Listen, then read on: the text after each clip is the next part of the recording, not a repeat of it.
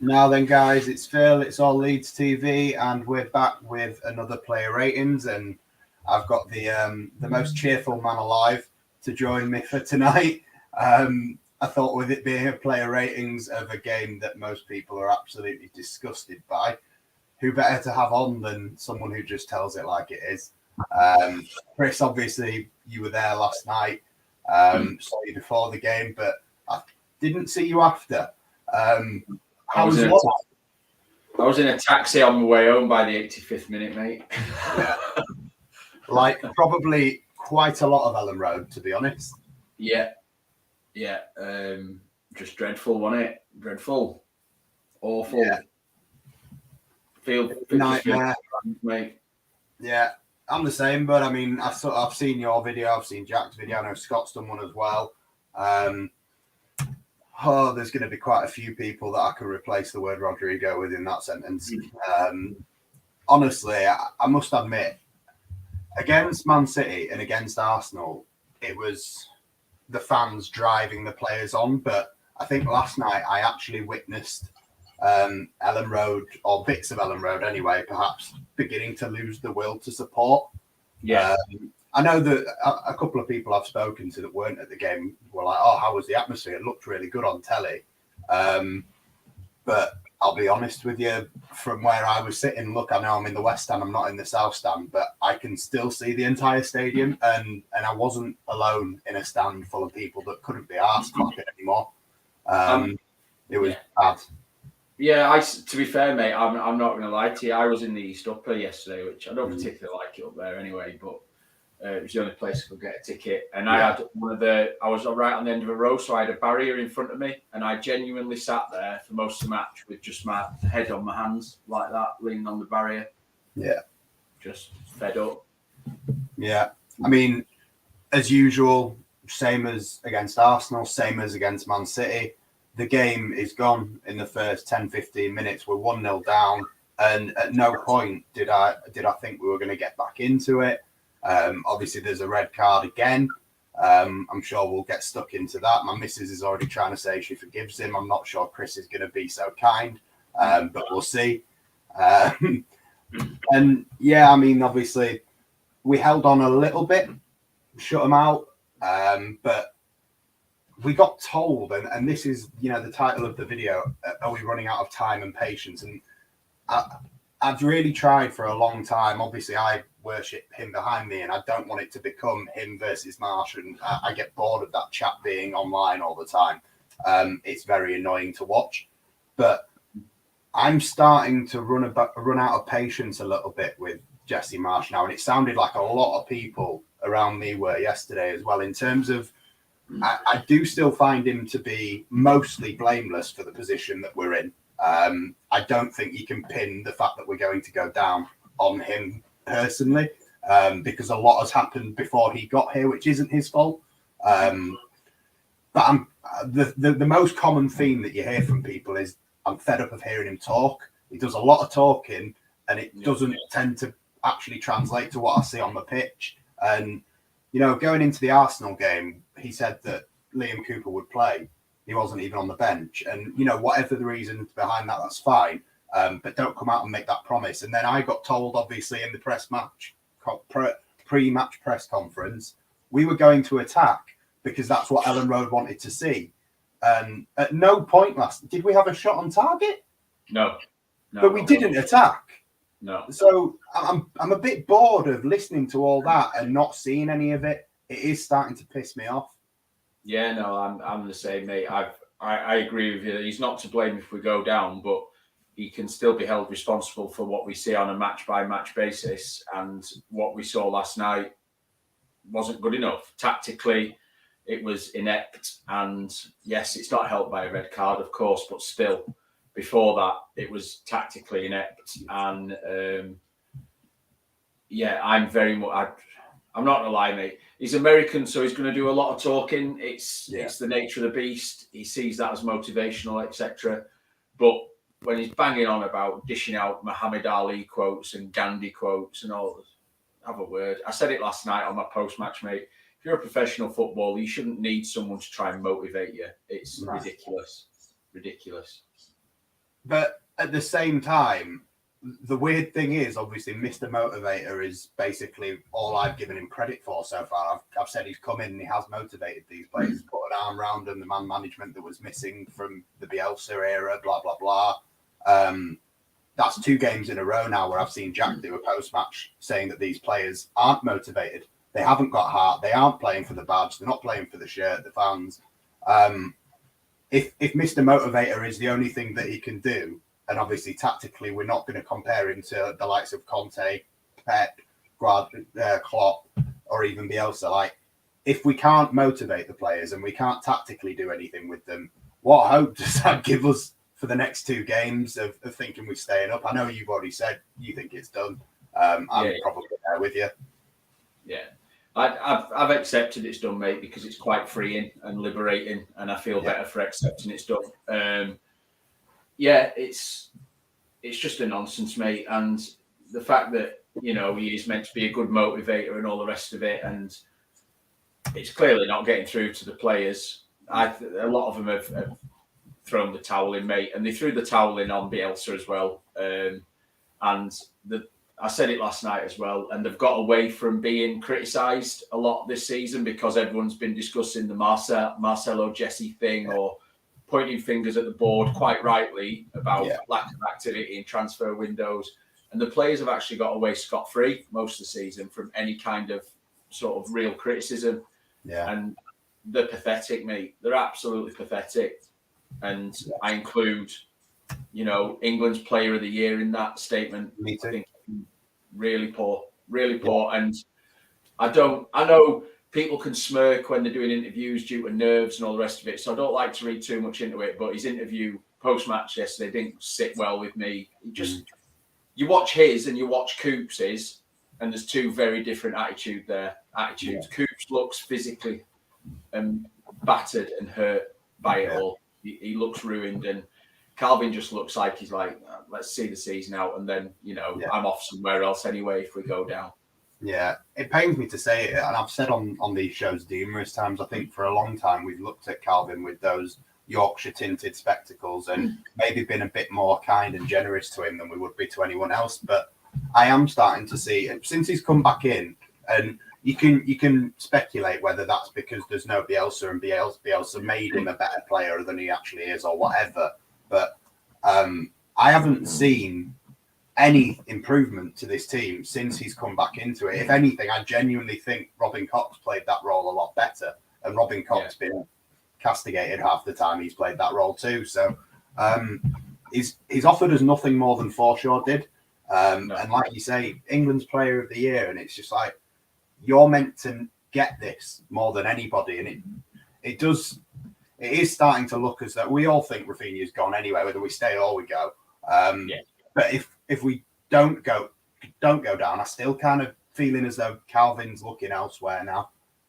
It doesn't look like his head's here, so that's a massive concern. And obviously with 2 red cards in the space of 2 games, straight reds, and you can talk about whether it's a plan to be more physical, and I'm not entirely sure it is. I'm not putting the 2 red cards on Jesse Marsch. I think it's players that don't have the bottle for this fight, and they don't want to do it. Ayling, now James, and there's a few out there that looked on the edge as well last night. To be fair, mate, it should, for me, probably be 4 red cards as well, because Rafinha should have gone against Arsenal as well for his reaction to the Ayling red card. And Calvin should have gone last night for that tackle, which was around the calves, 2-footed sort of scissor thing. A couple of minutes after that as well, Junior Firpo did a sliding tackle from behind, got nowhere near the ball, and I was just thinking, what the fuck are you doing?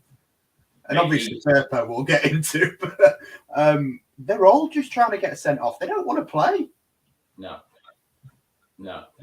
They haven't got. It seems as though they haven't got the bottle for this fight, and they're trying to just get to the beach as quick as they physically can. I mean, they probably want the season to be over as much as we do, and I'm so done with this season. I'm actually looking forward to us doing a group seasons player ratings at the end of the season. That should be a laugh.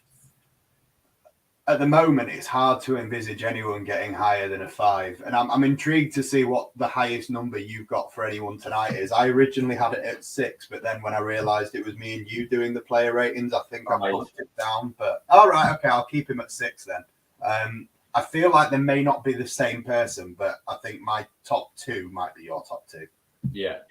Quite possibly, anyway. I don't want to get straight into it. I just want to just prolong as much as I can because it's too painful. But one of the things that also got annoying last night, and not necessarily to me, but there was people around me that every time we conceded a goal, I know it's him trying to pick us up, we got Jesse Marsch just clapping.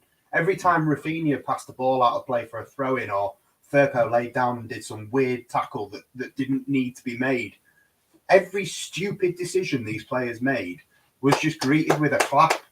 And it's just like... It's like why? He's in a constant state of positivity and trying to push that onto the players. And I said last night, there comes a point where you've got to stop with the fake positivity and say things how they are.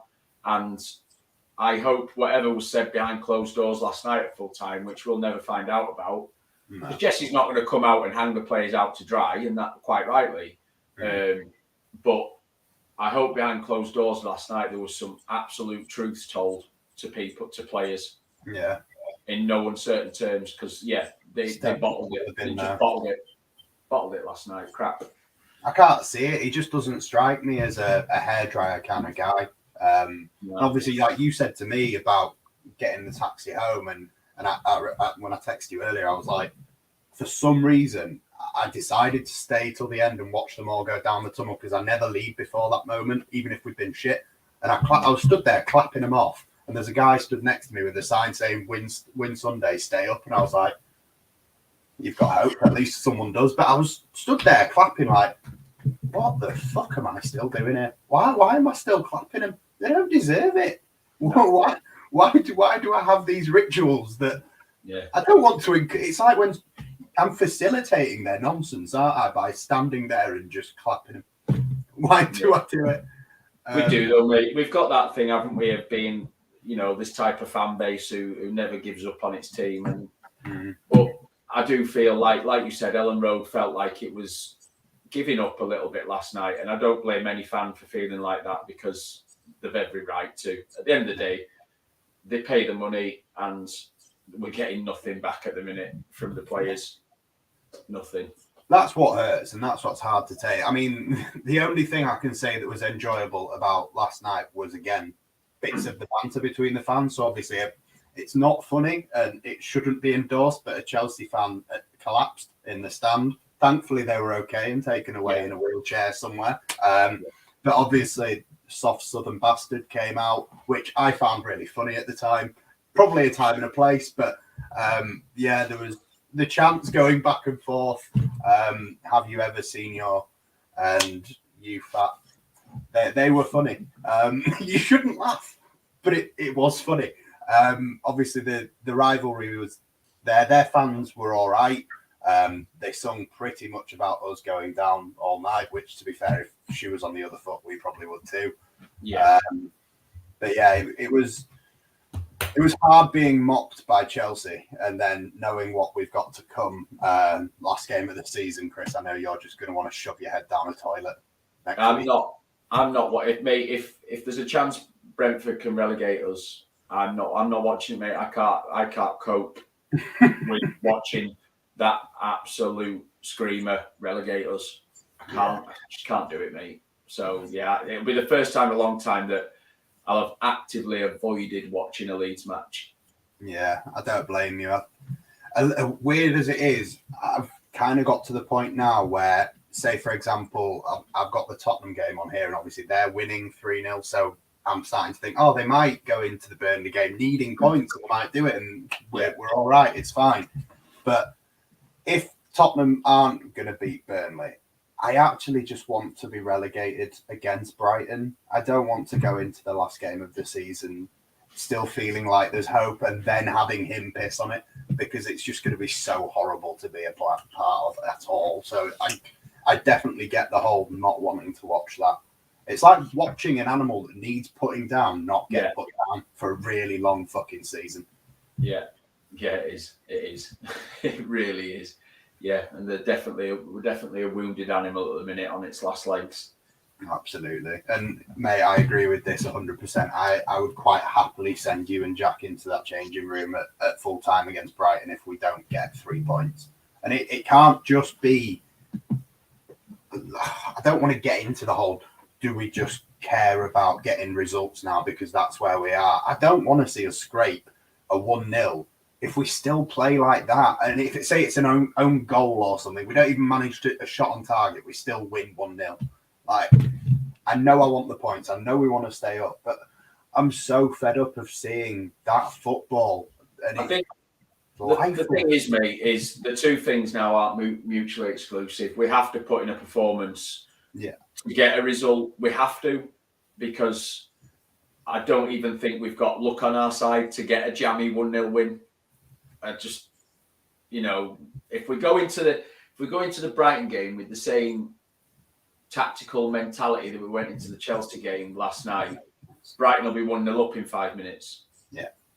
We've got to go at them. We've got to go at them. The time for pragmatism has gone now. We need points. So to get points, we've got to go out there and score goals. Yeah, absolutely. And thank you, obviously, Robbie, for that. Much appreciated. I'm glad you're still with us. It's not been easy this season, Robbie. It really hasn't. No. But yeah, I 100% agree. I just think when it comes to Sunday, if we sit back and contain, if we put our best player at right wing back, if we make silly decisions about who's going to play where and the square pegs round hole, just put a team out that suits the formation. 4-2-3-1 suits us down to the ground. I know some people will say maybe Jamie Shack at right back isn't ideal. I thought Robin Koch did all right on the right, to be honest, when he was there. But if it means even better if Melier could pass the ball. Yeah. If you can just play a formation that suits the players, play the players in the right position and tell them to attack. Teach them how to pass the ball again, because that's gone completely. And create some chances. Brighton obviously have just hammered Man United 4-0, but they're not Man City, Chelsea or Arsenal even then. No. We can get something from it if we actually turn up, but I haven't seen us turn up probably since Marsch's first couple of games. Leicester, we turned up and unfortunately were beaten, but at least we played. And then obviously Villa got tonked. But after that, Wolves in the second half, good, created loads of chances, deserved to go and win the game. But Watford, it's a 3-0 win, but on paper, on the actual pitch, did we play football? Did we deserve to win 3-0? It was a hard one to watch. Watford was a typical relegation 6-pointer, and we, for once, took the chances we got, and Watford didn't. Yeah. Simple. That was the only difference in that game. We absolutely need a genuine performance of actual quality. An interesting question. I haven't heard anyone humping a microphone, but that would probably be more entertaining than watching what we watched last night. So stay tuned, just in case Chris has got a bit of a. I'm not going to finish that sentence. Come on, let's get into the player ratings, guys. Obviously, if you're watching, play along, send us your ratings, and we'll start with Ilham Melier. I'm assuming by the little hint that you've dropped there, Chris, that he hasn't got that high a mark for you. No, I've given him a 3, mate. And I don't remember him making too many saves because Chelsea were really wasteful in front of goal. But his distribution was just shocking. Yeah. Where has that player gone who we saw at Arsenal in the Cup who was pinging balls around for fun? Yeah. He's clearly suffering with a bit of lack of confidence. But I mean, I've given him a 3, mate, and that's it. Yeah, I'm exactly the same as you, mate. I've gone 3, and normally I do sit and say something very similar to what you just said. I normally say, he's made a couple of saves, and I don't care about his shot stopping. That's all fine. But it is usually just the distribution that I pile it on, and I'm just saying, like, obviously I sit very close to Jesse Marsch, and I can see him pointing to Meslier, screaming, "Here, there's a man open here," and it just goes long, straight up the middle every time. And he's just actively not listening. But to be honest, more so than the distribution for me last night, I actually feel he can do better on all 3 goals. I think his confidence is shot to bits. For at least one of the goals, I think the second one doesn't even dive. And people can say there's bodies in the way. You can see where the ball was going. At least make an attempt to save the ball. I mean, the third goal in general is just a laughing stock from all of them. But I just don't. The first one he's beaten at his near post. Great finish, absolutely, from Mason Mount. Fair play. But you can't be beating at your near post like that early on in a big game. Again, the distribution leading up to everything in the second goal, terrible. Balls out of play into the east stand, left, right, and centre. The second goal doesn't move. And third, I know it's Lukaku from 10 yards, and it blasted, but it isn't that far out of his reach. I mean, he's a big lad. He seems absolutely shot to bits. And I don't even put it down to Arsenal. I put it further back to Newcastle at home, the free kick. I put it down to that. I think since then he's been a shadow of the player we saw last season. Yeah, 100%, mate. We can say that pretty much about everyone, can't we, as well? Yeah. He's definitely shot of confidence, mate. But this is where the club have nosed it up as well, because we should have had an established, older Premier League keeper supporting Meslier. Yeah. And then when times got hard for him, either giving him that, that arm around the shoulder and the talking to, or someone to come in who the management believe is capable to take the pressure off him for a couple of games and give him a rest. But we've got a 20-year-old in Chris Clyson who's been shaky for the 23s. All right, he came on against Wolves and did well, but it's, again, everything tends to point back up to the top and the decisions being made at the top of the club, and not having any kind of established keeper there to support Meslier shows that they haven't thought about it. Absolutely, mate. And like you said, pretty much everything that we throw at any player can be brought back to recruitment and standing still and not looking to challenge people. Obviously, even before Marsch takes over, I've always made the point with the Bielsa stuff. If he says, right, well, I don't want this player, well, you own the club, he doesn't. Just bang a player on the training pitch and say, look, train him. And what's he going to do? Walk away. Fine, if he walks away, at least we've improved the squad. I know it's awful, but they gave him too much free rein and shouldn't. And the reason they did that for me, mate, is because actually between them all, they don't know how to run a football club. Not a clue. I agree. It does seem it's getting more and more evident. And obviously that in the meantime, obviously we will go back to the player ratings in a minute, but I've got you on and I want to at least get you to acknowledge some of the other stuff, because I know this will bother you, but I feel like the club, it's never been perfect, but especially since February, has just gone completely tone deaf on everything. We're in a relegation battle and we're sat doing interviews talking about having the best academy in the world in 3 years' time. We release NFTs the day that we go into the bottom 3. We just get dicked by Arsenal and then go, oh, it's all right, we'll announce membership for next season. Like, Radrizzani's a PR man. He's making absolute fucking mockery of PR right now, because this is ridiculous watching some of the shit that comes out of this club. It is. No, you're 100%, mate. I've said it on a couple of occasions that I think the way they've managed outwards, so managed down to the fans this season, has been absolutely shocking. Like you say, the last couple of weeks has been laughable with the NFTs, with the academy comments, with the memberships. Nothing for Chris and Kev from them. It's just, and they're doing all this, and normally the three of them are absolute gobshites as well.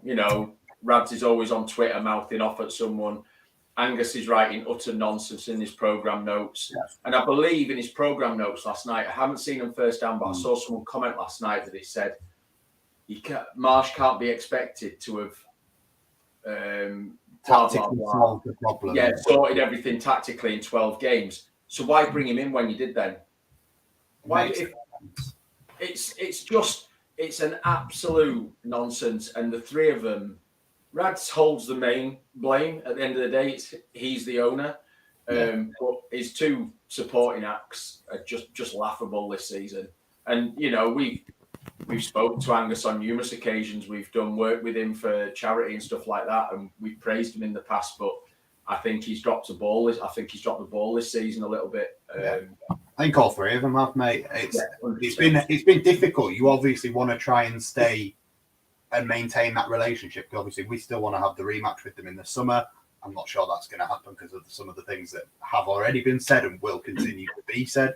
But it is hard to support the three of them in particular, given the situation that they're putting us in and the stupid decisions they constantly make.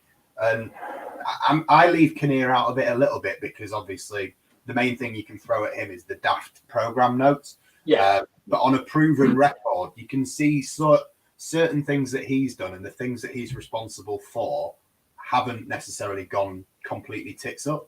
Whereas you look at Radrizzani and Orta in particular, and their specific roles in this, they've basically ridden through scot-free based on one good decision each. So obviously Radrizzani, it comes from Orta and Kinnear going and getting Bielsa, and that helps bring the club back. But that basically just got respite for Rads because a couple of weeks before that, we had Heckingbottom in charge. We were going on a pre-season tour to Myanmar, and we just failed with a badge that looked like a Gaviscon advert. Like, he wasn't exactly the most popular man in the world before he bought Bielsa, and that's got him out of the shit. And obviously, as soon as Bielsa's gone, he's back in it because he's making the same shit decision as this is the thing, mate. In the 3 good seasons we had under Marcelo, which is why, and again, we've all said it, whether we agree with the sacking or not, the way it was done was appalling. And I think it had to be at either the beginning of the season, which I thought would have been wrong, or the end. I just think in the middle is a mental thing to do. I just think the way it was done, mate, the way that obviously been speaking to Jesse Marsch the couple of weeks leading up to it, stuff like that. I think that's just a bad way to treat the man whose coattails you've ridden for 3 seasons. Absolutely. And, do you know what I mean? So you've had to put minimal investment into the club because you've managed to get hold of a world-class coach for me. I don't think he's a great manager. I think we saw that this season. But coaching-wise, a world-class coach who took a team of, let's be honest, mid-table championship players and got them to the Premier League. And Rads and the rest of them were happy to sit on his coattails, cling on, and take all the glory with him. And now they look like a bunch of muppets. And I, like I've said, mate, I'm one who said it was time for change, and I stand by that. It was just an opinion. But the way they treated him on getting him out of the club, I 100% disagree with. I think it was shocking. Yeah. Oh, mate, I'm the same. I found it nauseating at the time. I still find it sickening. I just can't be arsed with the whole thing. And everyone will always have different positions on whether it was the right thing to do or not. I can understand why people would have wanted it because of the way it was going. Look, it's not a comparison between Bielsa and Marsch. Either way, like I wouldn't have wanted to. I'm a Leeds fan. I wouldn't have wanted to take that job when you were given it. The first home game for Jesse Marsch was obviously Villa at home, and you had their fans taunting us about stabbing Bielsa in the back, and the Leeds fans just sarcastically applauding the 3 people that have just given him a job. So I think he was a ballsy man to take that job. At the time he did, but I'm not sure it's an out of his depth. I just think he's, from what Kinnear's saying, he isn't necessarily entirely wrong. It's just a tone deaf thing to say. I think the way that they brought him in and the way that they've just explained it, which is, we knew that he wouldn't have time to do the whole tactical rerun that he needs to do. Well, why make the decision then? Because you're just admitting that you've given him an impossible job. So he's been given fuck all tools to fix anything and just sort of going, there you go then. And you can imagine there's very little support. And obviously with Orta, the same as Radrizzani sort of riding one good decision and getting him out the shit. To be honest, Orta's not really made too many good decisions either in terms of who we bought in or choosing to not bring anyone in. When you look at, since we came up, the only good signing has probably been Rafinha. And even then, the longer this goes on, the more that 17 million and the 25 million that we will inevitably get when we get relegated is starting to look like, well, it's probably a fair deal. At times beginning of this season, you'd have said 60, 70 mil easy. I'd really struggle off the last 10 games, 12 games, even longer, to be honest, since the January window opened, to say that Rafinha's worth more than 25 million. I genuinely would struggle. Yeah. Yeah, it's certainly going off the last 5 months, you'd be like, man, we overly paid for him if we just brought him in this season. Do you know what I mean? So, yeah, it's it's a shit show from top to bottom. Mate, is the club at the minute. It really is, and it's the fans that have to deal with that. You know, online every day or doing stuff like this and getting dogs abuse from other teams' fans, which is all part of it. We do the same when we're flying high and other teams are struggling, but it's never nice, is it? And it's this season, certainly the last 2 weeks, has just been horrible. I know it's a run of games again, but this week with the City pumping, the Arsenal result, and the Chelsea performance, it's just felt like that week of Bielsa going all over again. It's just as bad. We might be conceding slightly less, but we don't look a threat at all. We just don't look like there's any options for us when we're on the ball to move forward and actually like create something. You get the defenders when there's 5 at the back, they pass forward and it's like, well, who are you passing forward to? Because there is no midfield, and the people up front aren't really the people that should be up front to hold the ball up anyway. So it just ends up being mental. But we'll move on to Robin Koch, who I think started at right back if it was a 4. I find it very strange, but for me, Koch was all over the place. He was right back, right wing back in midfield, sometimes centre back. It changed so much, but I actually gave, not that I don't think anyone deserves man of the match, but I actually gave my man of the match, if there was one, to Robin Koch. He got my highest mark. I gave him a 6. All right, okay. I gave him a 4. I think he was one of the better ones of the bad bunch, and he was pulled from pillar to post last night, and that's hard to do as a player. You know, 3 different. Stuart Dallas is the main man at it. You know, played 19 different positions in 90 minutes. And yeah, I think that comment's right there. He was one of the few players who actually looked like he was trying and gave a shit. So I've given him a 4. I'm not going to ring him out too much. He spent most of the second half trying to head balls that were 6 feet above him, being sprayed out from Melier. He was okay, was Robin. Yeah, mate, I like I said, I've gone 6. That's the highest I've given anyone. I think there's maybe one other person that might get close, but I thought he was actually really good. I thought it was difficult to say anyone had a good game, but if I was going to say one person had a good game, I would have gone Koch. I thought it was impressive to say he was playing in a really unfamiliar position. I know he tends to alternate between centre back and CDM, but when he was on the right, he was running at people, taking the ball past people. He was a threat in the air. I think he got a shot off target, but it made him. You wouldn't normally expect him to be there in open play, and he was. So I got effort from Robin Koch, and I don't really think I got much of it from anyone else other than probably Cooper, to be honest, when it comes to effort. So they're the 2 that I would say are exempt from the tried hard bit. So be let off slightly. We'll move on to Diego Llorente. I think I might let you start.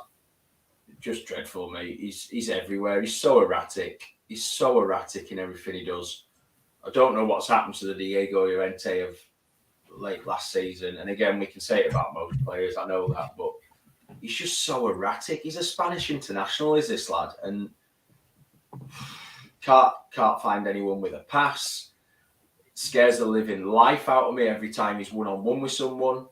And a couple of times last night, he did end up getting the ball and making a sort of last-ditch challenge, but it all looks rushed and extremely close to not getting the ball and being a penalty as well. I just think there's no control about him. I watch him and I watch, the so-called League One Liam. It's the other way around, isn't it? There's a far better defender in Liam Cooper than there is in Diego Llorente. And the old Cooperisms is now a term for exactly what Diego Llorente did on the 3rd goal. That's a Cooperism. I gave him a 2, mate. I didn't rate him at all last night. Fair enough. I mean, I don't blame you. You've gone one lower than me. I've gone 3. Like you said, at very small individual moments, I actually thought he did okay in certain defensive situations. But like you say, when it comes to passing, everything has got to be pass it that way, look this way. And it's all just got to be maverick all the time. And it gets tedious when you're getting dick 3-0. The amount of times yesterday, mate, in the first half with Rafa playing right wing back, which still baffles me, but what Rafa was actually trying to do at right wing back was be wide. He was in acres of space over by the west stand. I was screaming from the east stand, Rafa's wide open. And Llorente's trying to hit 60, 70-yard diags over to Jack Harrison, who's got 3 players around him. And Rafa's like that. Yeah. Mental. From the bit in the east, the west stand that you tend to see a lot is the stuff that goes on with the managers and stuff, and Calvin and Rafinha in particular were constantly coming over and talking to Jesse Marsch about something. And you like, for example, just before Lewis Bate got taken off, it seemed as though Calvin came over to tell him who to sub, or that's what it looked like anyway. So probably trying to protect his own arse, mate, because he's the one who should have been hooked out, the 2 of them. Yeah, absolutely, mate. Or Rodrigo, to be fair. It wouldn't have surprised me if Rodrigo came off because, we'll get there, but he had a shocker. Just want to say hello to Bono. Nice to see you again, mate. This is the guy that we spoke to when we were on holiday. He recognised us. Not Ellie, just me, if she's still here. So, moving on to Coops then, obviously. I think we could probably sit and hammer Diego Llorente all night and it'll only upset Gale, so I think I should just move on. I've given him a 3, you've given him a 2, and it's higher than some people will get, I imagine. So that's not too bad. What have you gone for Cooper then? Obviously, good to have him back in some ways, but then at the same time, is it really making much of a difference? It's hard to know.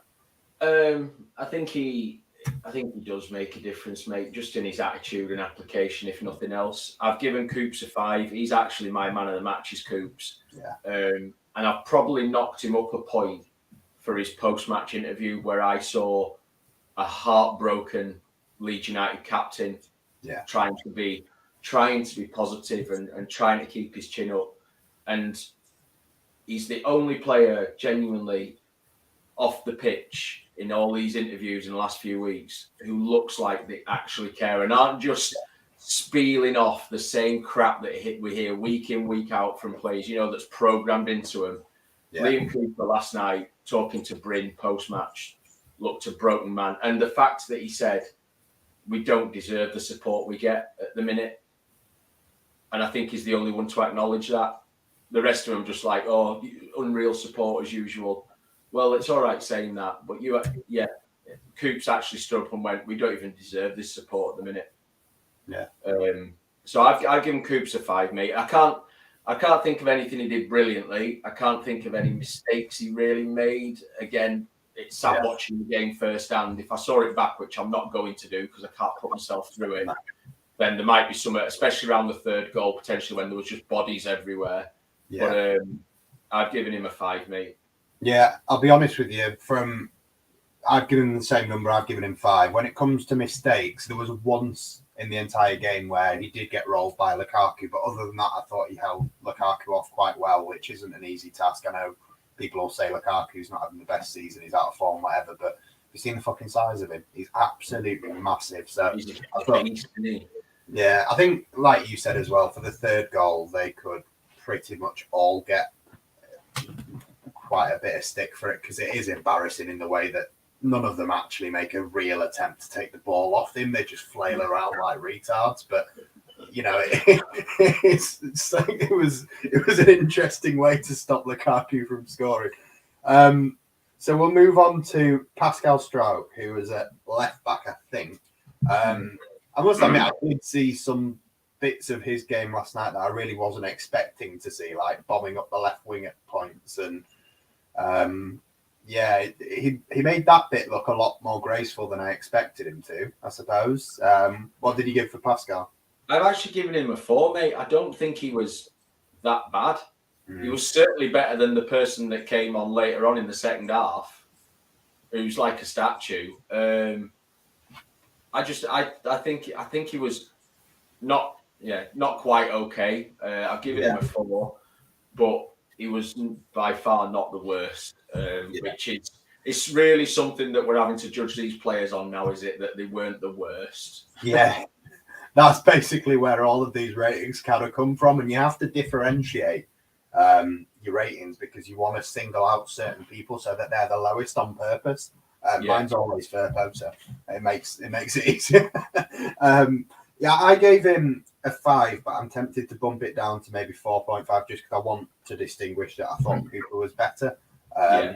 But like you said, I don't think he did too much wrong in comparison to some of the other people on the pitch, and maybe you could say he doesn't look like he wasn't trying, but at the same time I still wouldn't sit here and say I gave it 100%. But I think Pascal's got that demeanour about him where he could be running 150 mile an hour and he'd look like he was just sort of lummoxing around a little bit. I think just the way he carries himself, he never looks 100 miles an hour like some of the other players do when they're trying. So I'm sort of letting him off on that front because I think it's just his demeanour that he's always quite lucid and calm in everything he does. So, yeah. No, I thought he was okay. So, yeah, I'm happy with 4.5-ish. We'll move on to the 2 in front because technically, I thought anyway, we started with the 4-2-3-1 and then it later went to a 5 after the red card. It was like 5-3-1 or 5. I'm not really sure. It was fucking mental. But I'll go with Calvin, and I think we've already spoken a little bit about giving a bit of an inkling of where this rating's going to go, but I can't imagine it's going to be very high from either of us. What have you gone for, KP? Giving him a 2, mate. I've given him a 2. I watched him quite closely last night, and he's jogging around the pitch. He's not identifying danger. Pulisic scores right from where Calvin should be in his face in that second goal, and he's nowhere near. Same against Arsenal for Eddie's second goal. Calvin lets him go. And I saw someone earlier say Calvin's a defensive midfielder. Playing him anywhere else is a waste of his skill set. He was playing in defensive midfield, and both games he's been poor. And I'm sure he'd be the first to hold his hands up. You know, I've sort of had a go at Calvin last night, and I think it hurts a bit more because he is a Leeds lad. He does love the football club, and there's no question about that. He's another James Milner. If he does move on, he'll always be a Leeds fan. Yeah. I'm just questioning whether his head's been turned and he's ready to go and move his career on. Yeah. He was just, last night he looked, I don't know if he was blowing, but he did try hard enough anyway to be blowing for me. I've given him a 2, mate. I thought he was poor last night. Yeah, I must admit, I went 1 higher, I went 3, but I can give the same justifications. And you'll be glad to know that in Billy's bar, which thankfully you didn't go to and have to deal with this shit, but I did because I had to wait for a lift home. So I sat in there on my own for a little bit, and I ended up talking to 2 of the girls that play for Leeds United ladies. And we sat and I started speaking to them by saying, like, I was sat on my own watching the screen, and the screen shows about 50 fucking replays of the same goal. And we watched the third goal about 20 odd times before we finally looked across and just went, this is shit, innit? You'd have thought that just put the City game on. I don't want to see this anymore. And obviously the third goal, someone just said there, and you said about the second goal, him being not in the position he was meant to be. But the third goal, when Llorente does whatever the fuck he does and gives the ball away, at least you see Llorente running back. I know it's not exactly the quickest run you've ever seen. It does look like an accountant that's just dropped the case. But with Calvin, there's no attempt to get back whatsoever. He is basically about 10 yards further forward when that ball goes in than he was when the ball was lost. And I just didn't understand, like, 85 minutes, is it because he's tired? I didn't see him run any faster than that the rest of the night. So I really don't understand, other than talking to Jesse Marsch every 5 minutes. Really not sure what he was doing last night. And as we said at the start, mate, he could have walked last night. He could have been shown a red card last night for that tackle in the second half. And I was surprised he wasn't taken off in a way, because obviously it did look as though he was very much on the edge, and it's just like, well, we've already had 2 go in the last couple of days. Like, do you really want to lose him for the last 2 games? Just I thought he should have gone off instead of Bate. I don't think Bate had a great game, but at the same time, I just thought it was a bit light. The liability leaving him on, to be honest. We're lucky he didn't get sent off. Yeah. What did you go for Lewis Bate then? I'm intrigued. I gave him a 4. Mm-hmm. I saw work rate from Lewis Bate last night. There was quite a lot of misplaced passes where he looked rushed. And let's just remember, he's a kid and he's playing up against Jorginho and Kovacic. Yeah. Not an easy game for him to be in the middle of. But I think he handled himself quite well. There were mistakes in there from him. Yeah. But at least he was trying to make the passes through the lines, which no one else was. Everyone else honest was mistakes. That's what it is. It's an honest mistake. At least it's trying there. Yeah, exactly that, mate. Exactly that. Whereas the rest of them were just passing it around the back 4, knocking it into midfield. Calvin, every time he got the ball, went backwards immediately. Yeah. And the groans as well, all the time. At least Lewis Bate put his foot on the ball, had a look forward and tried to find a Rodrigo or someone through the lines. If you're going to play narrow in the penis system of 4-2-2-2, you've got to play through the lines with the ball. You've got to take those risks with passes, and he was the only one passing wise who I thought was willing to do that last night. Yeah, mate, I agree. I gave him the same number, actually. I gave him a 4. I thought, like you said, there was plenty of energy. There was plenty of trying. But I just think it was maybe a step up too much. I think when he came on and actually ended up getting it up again, but against West Ham, that seemed to be a game that suited him, and it seemed to be one where he showed that he was easily of the caliber of player to play in a game like that. But I think unfortunately last night it just seemed to be levels. I think a lack of trying there.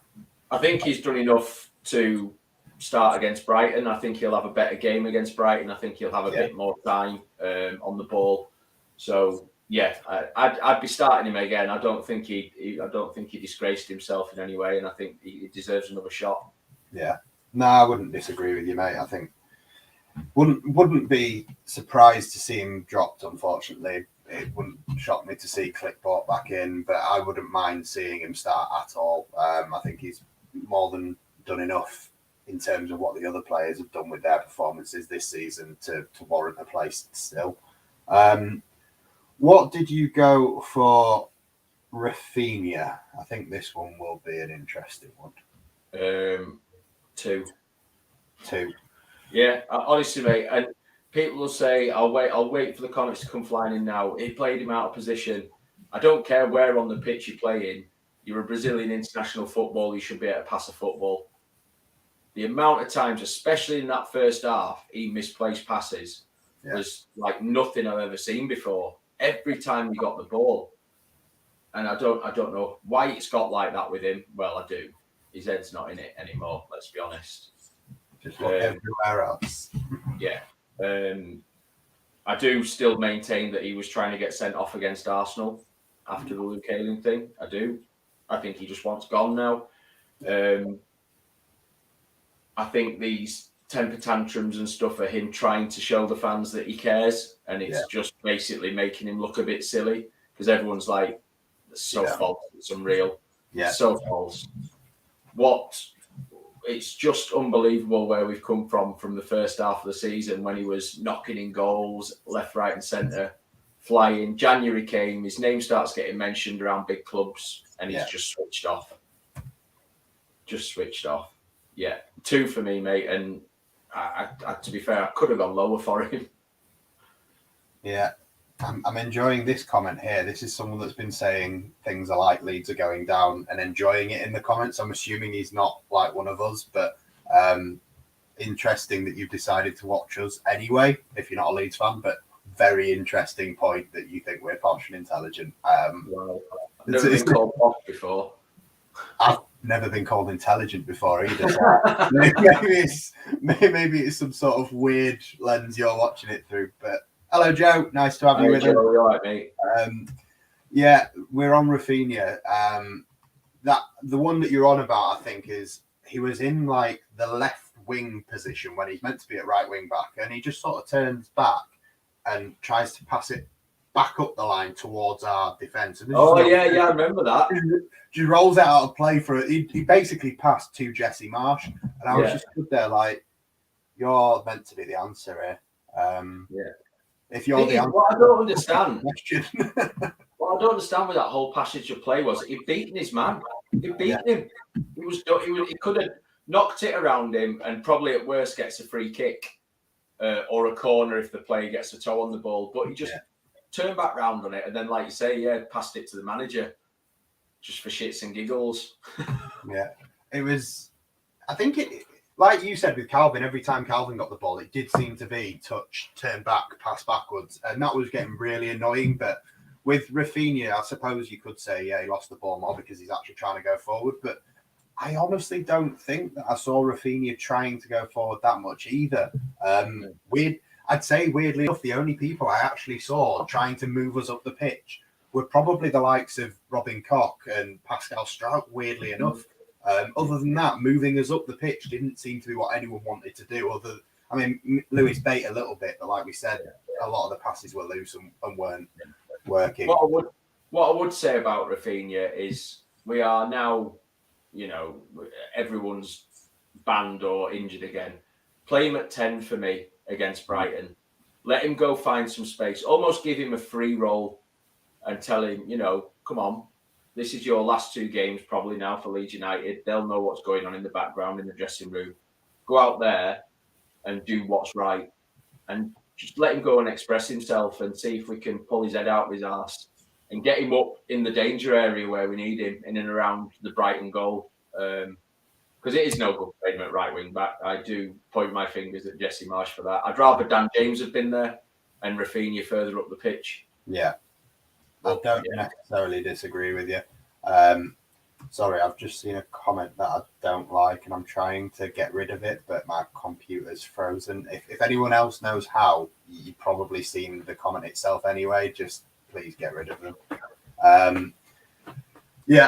So back to we moved from Rafinha to Dan James. This can only go well.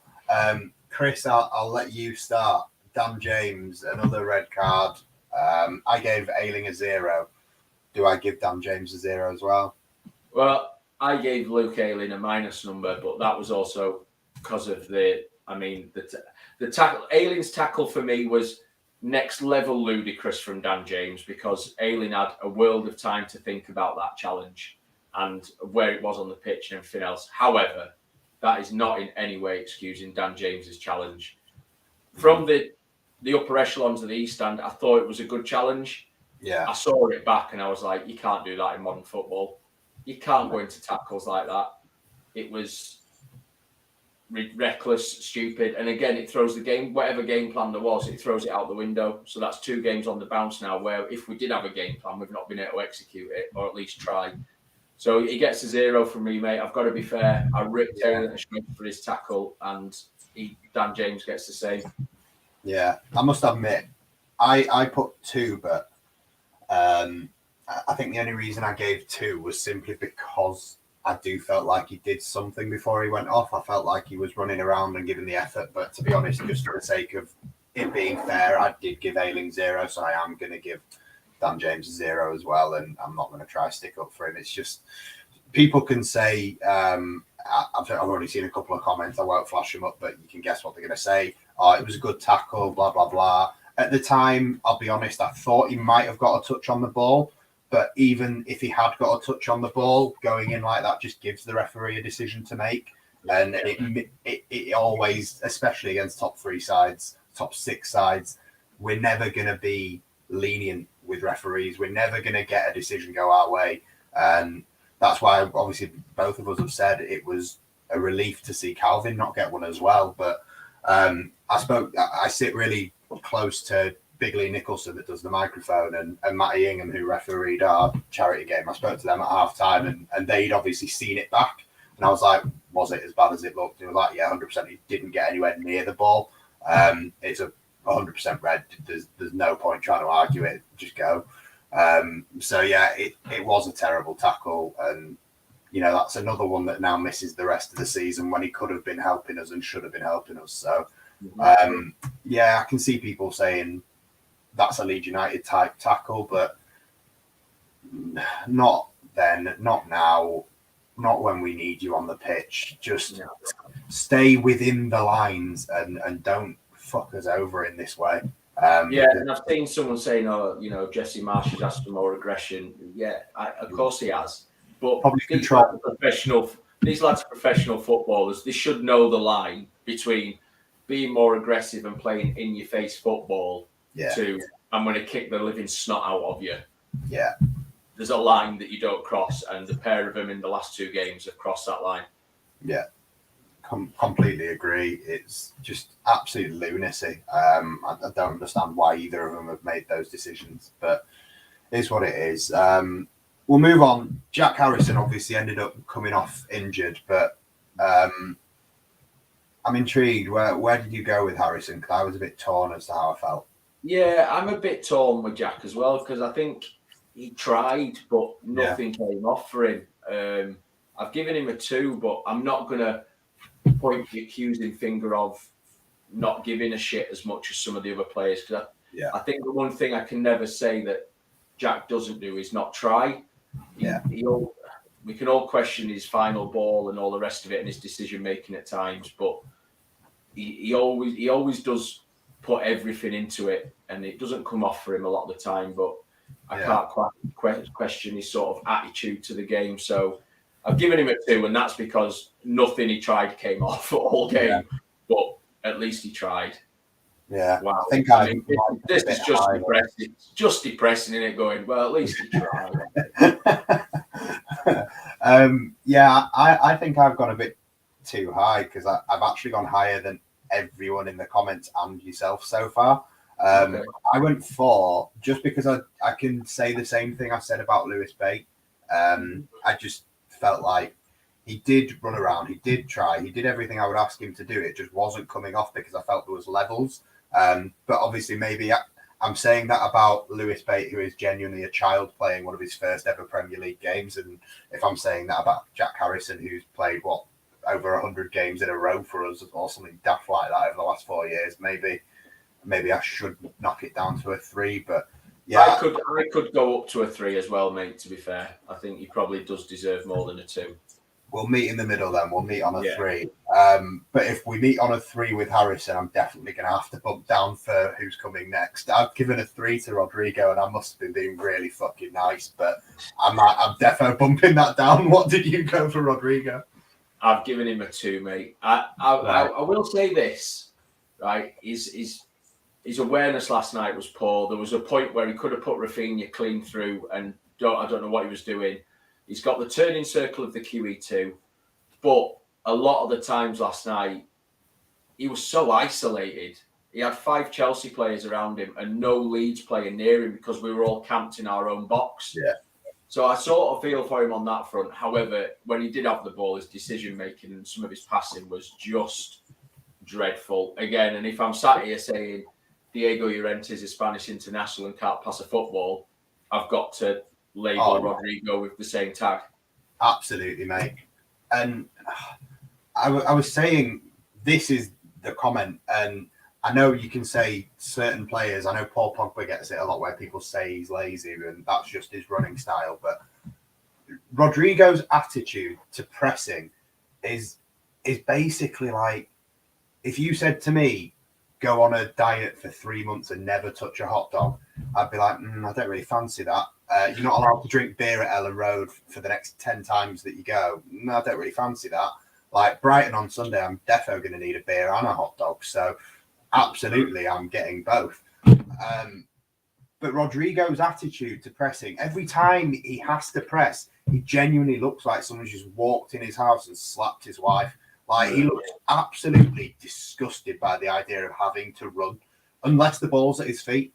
But like what Llorente did for their third goal yesterday, where he just sort of ran into a weird corridor of nothingness and just fell over and gave the ball away. Rodrigo could have done that about 16 times just in the first half.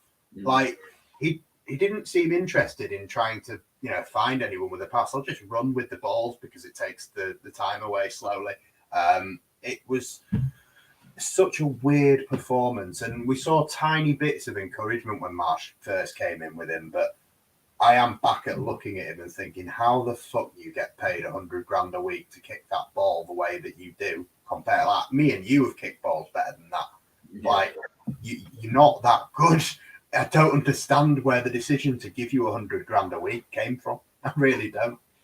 It's just mental. So yeah, I started at 3, but I'll climb down to a 2 quite happily. And then obviously there is that as well. He's part of this leadership council now. Oh, fuck me. These are the things, mate. When things were going well, I found the leadership council thing, you know, a bit funny and all the rest of it. Now it irritates me when I hear about it, because none of them, apart from Coops for me, can call themselves a leader. None of them. Absolutely not. I mean, maybe in his pomp, you'd say like a Dallas and a Forshaw are good to have around. Yeah. I don't see leadership qualities from Ailing. I don't see leadership qualities from Calvin. I don't see him from Rodrigo. Aside from Cooper and maybe Dallas, who gets off a little bit because of who he is and what he is, it's so hard to see any sort of leadership qualities or even physical qualities in any of the players, to be honest.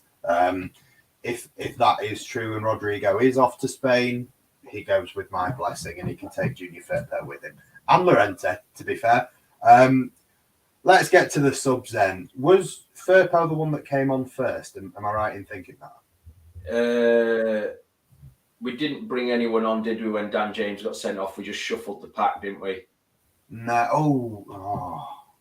Fuck it. We're not doing him in order anyway. Who came on? Firpo, Click and Joffy won it. Yeah, Firpo, Click and Joffy. I've got Firpo first, so I'm assuming Firpo was first.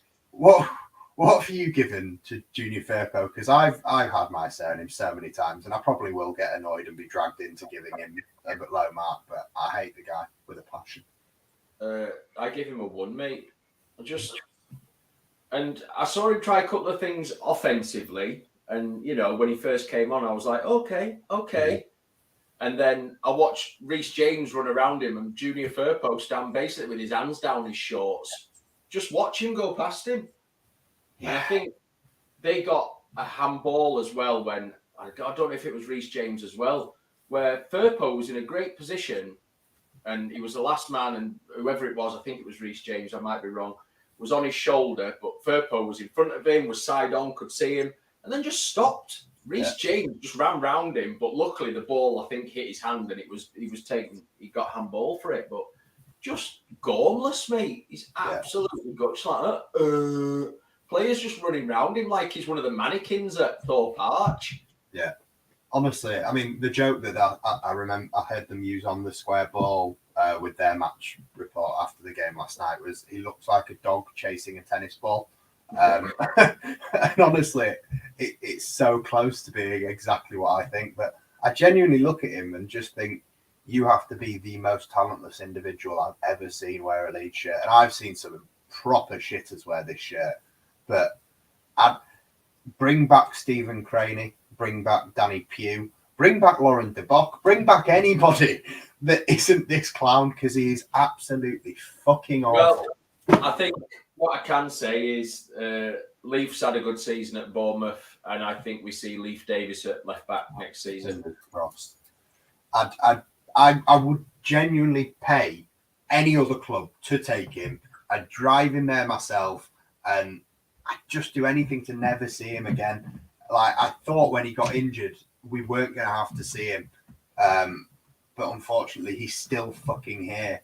And Lauren de Bock, he's out on loan. We could just bring him back and he would still be better.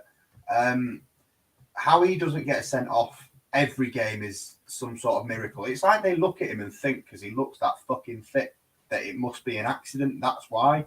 But I think it happened a few times, but I think it was Lukaku, and Cooper's sort of holding him off, and he just comes flying in from nowhere and like sort of laid down, but threw his arse into Lukaku and then got back up and limped away from it. And I was like, you didn't even need to make that challenge. He's not remotely in your zone. He's not your man. Cooper's dealing with him anyway. And you've gone and injured yourself by attempting to tackle someone when you personally have fuck all physically about you anyway, that is the size of Romelu Lukaku. Do the decent thing and just walk away. Stay on the flank where you can't get in trouble and just fuck off. But everything he does, like everything Llorente does is extravagant and extraordinary, but at the same time has the potential to cause absolute chaos. And Firpo's the opposite, but the result's still the same. Everything he does looks absolutely terrible, and it still causes chaos. He's just the most talentless player I've ever fucking seen. Yeah. Come back, Johnny. All is forgiven, lad. Oh, please. I don't even like the Tash. The Tash is awful too. The Tash can fuck off. All of it can fuck off. I just hate him. I was walking into the under-23s game with my son a couple of weeks ago. First time I've taken him into an actual game. Been to the stadium loads of times. And we're looking up at the banners outside the cop side and the different players. And my son's like, who's that? That's Robin Koch. Who's that? It's Calvin Phillips. Who's that? Move on. I'm not telling you who he is because he'll be gone soon. You won't have to learn that name. We won't fucking speak about him. I refuse. I just can't do it. Let's finish it off then. We've got Click and Gelhardt. What did you give Mateus Click? 2. I don't know what he brought. I don't know what Mateus Click brings anymore, to be honest with you. I think he's done. He's been a great servant for the club, but I think he's done this season, mate. I think he goes in the summer, regardless of which league we're in. I think he's off back. I think he's off to Germany by the sounds of it. Just 2, mate. He came on, and again, you need to be bringing on players who can try and make some kind of a difference. And I saw no difference being made by Clicky. So, yeah. 2. I have gone again far too high, clearly, but I did originally write the number 5 down. I'm going to knock it down to a 4 just because how out of touch I seem to be. But I thought when he came on, he was definitely better than Calvin was. He attempted to do stuff and carry the ball and drag us forward, and I thought he was actually one of the better subs of the night. Any night where Junior Firpo is a sub is quite an easy thing for me to say, but I definitely agree with the fact that when it gets to an hour and we're looking at the bench and Joffrey's been warming up 15 times and then it's Click that gets brought on, I did groan and just went, why? I am bored of that being the same substitution all the time, and we all know it's a substitution that never works, but it still gets made by both managers. So I am frustrated with it, but I actually thought last night wasn't that bad from him in comparison to other recent performances, especially when he starts. I thought maybe when he came on, just a little bit of energy in comparison to watching Calvin walk around really slowly everywhere all the time. Maybe that's why I went a bit higher, but it's hard to say anything other than didn't create out, did he? Not anyone did, but what did you give for Joffrey? And while we're on Joffrey, how much earlier would you have liked to see him brought on? Because I think that's a question that everyone wants to answer. I'd have brought him on, mate, for Jack Harrison when Jack Harrison got injured and shuffled the deck around. Poor Joffrey Gelhardt is all I can say. Constantly being fed shit sandwiches by the last manager and this manager. Gets hooked when Ayling gets sent off and then gets thrown into that absolute shower last night and expected to do something up front, basically on his own, with Rodrigo chasing his own tail around the pitch, doing very little. And this poor kid's like, I don't know what. I think, we're like, get Gelhardt on. I feel for him, mate. I think, like I say, he's just being fed constant shit sandwiches. And I wouldn't be surprised if in the summer he says, I'd like to do one, thanks. That is a really depressing thought. Because obviously, if we do go down, he should be starting every game next season for me. I think we've more chance of keeping him if we go down, because I think then we'll be saying to him, "You're going to be our number 9." Yeah. Depends what happens with Bamford, though, because I struggle to see Bamford leave after the season he hasn't had. I think, to be honest, the front two of them two, if we are going to play the 4-2-2-2, if Marsch is still here and that formation is what he goes for, I wouldn't mind seeing them two do the little enlarge like Crouch and Defoe. I know it's a little bit different, but I think they'd complement each other well. So I'd be depressed to see Joffrey go, but fingers crossed. I gave him a 5, and again, it might be high, but I gave him a 4, mate. But I think we're on the same reasoning. Maybe it's the rose tinted glasses. It's Joffrey is the darling boy now, and he's taking Calvin's place. We all love him, but it was really frustrating to watch, to be honest. The sidelines with he wasn't even actually meant to come on. He only came on because Rafinha went down. Originally, it was going to be Greenwood coming on. Yeah. And obviously, every substitution that was happening, when Firpo came on, and I don't think anyone will need to guess, I was not happy Firpo was coming on. I'd still have just shuffled the system round and get Joffrey on. Right, second sub, Harrison comes off injured. Right, shuffle the system round, get Joffrey on. Third sub, no, don't. I like Sam Greenwood, and I want to see Sam Greenwood get minutes, but not in that situation ahead of Joffrey. Put him back down and get Joffrey on. And yeah, I mean, the amount of times the kid got let down in that night and then still actually has to go on the pitch in a game where we were already 2-0 down and we were always going to end up getting dicked anyway. Yeah. It's just mental. I feel sorry for him. So, yeah, I gave him a 5. Don't think he really did a lot when he came on, but again, definitely one of the players you can say not for a lack of trying.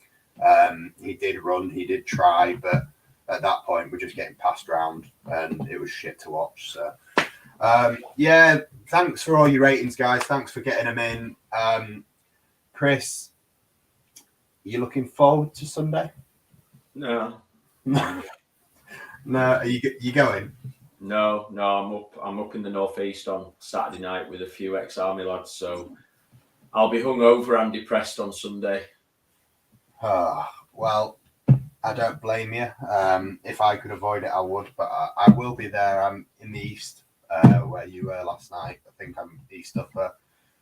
I'm just hoping for a lap of honour at the end, because obviously if there's a reason to do one, if you don't win that game on Sunday, please don't do a lap of honour. Please just walk down the tunnel. I was watching Joe's watch along earlier for the North London derby, and it was mentioned when I think it was half time about will the players come out? And my comment was, stay in the dressing room. We've seen enough of Team Muppet this season. Simple. Don't come out and clap because you haven't been asked all season to turn up for the fans. So don't come out and clap us because, to be honest, we don't want to be taking the piss out of. Yeah, absolutely. I'm desperately hoping that this isn't the way it's going to go. I'm hoping it's going to be the other way. 4-0 to us would be nice, but I do see it being like that. Just want to obviously pick that one out and just say thank you to Sean there for the super chat.